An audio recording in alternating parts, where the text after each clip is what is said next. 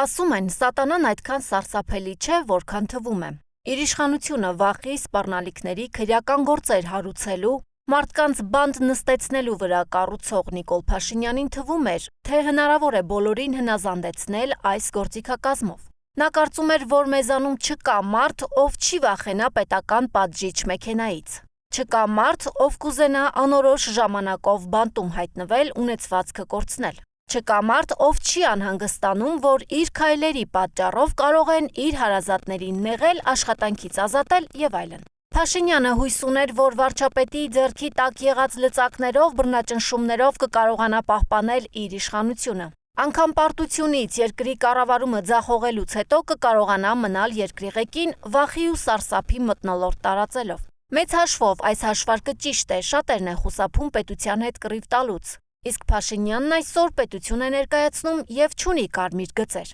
Բայց կան մարդիկ, ովքեր այս տարիներին դիմադրություն են ցույց տվել, չվախենալով փաշինյանական ճնշումներից։ Առաջինը Սահմանադրական դատարանի նախագահ Հրայր Թովմասյանն էր, ում դեմ Նիկոլ Փաշինյանը 2018 թվականից անմիջապես հետո գործի դրեց պետական ամբողջ մամլիչ մեքենան եւ ամենատարբեր մեթոդների դիմեց նրան Սահմանադրական դատարանի նախագահի պաշտոնից հեռացնելու համար։ Այդպիսի կեղծիքների միջոցով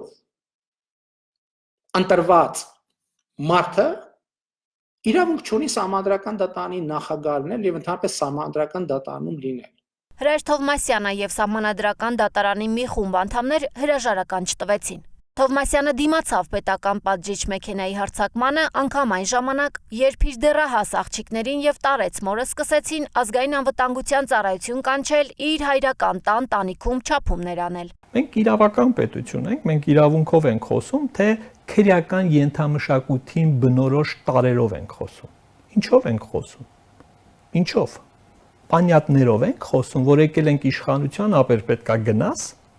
Հա եթե էսա խնդրեմ։ Դիմադրության հաջորդ օղակը քաղաքպայմանագրից ընտրված падգամավորներ Հովիկ Աղազարյանն ու Հակոբ Ասլանյանն էին։ Հատկապես Աղազարյանը թիրախավորվեց իշխանական падգամավորների անձամբ Նիկոլ Փաշինյանի կողմից։ Նրա նկատմամբ քրեական գործեր հարուցվեցին, գլխավոր դատախազը միջնորդություն ներկայացրեց խորհրդարան նրան անձեռնմխելիությունից զրկելու համար։ Նրա հեռախոսի պարունակությունը, անձնական նամակագրությունը Փաշինյանի կողմից դրվեց շրջանառության մեջ, խախտվեց նրա անձնական կյանքի գաղտնիությունը։ Գործընկեր падգամավորները սկսեցին բացահայտ եւ թաքուն ճնշում գործադրել, որ նա ավայր դնի մանդատը։ Անգամ Նիկոլ Փաշինյանը խորհրդարանում հայտարարեց, որ Աղազարյանը պետք է հրաժարական տա, սակայն Հովիկ Աղազարյանը դիմադրեց եւ մնաց։ Այո, ժողովրդավարության բաստիոնը պետք է գտնի լծակներ, քաղաքական, բարոյական եւ այլ լծակներ, նման կարմիր գծեր հատած падգամավորին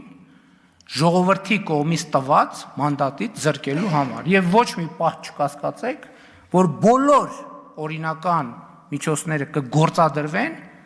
այդ նպատակին հասնելու համար։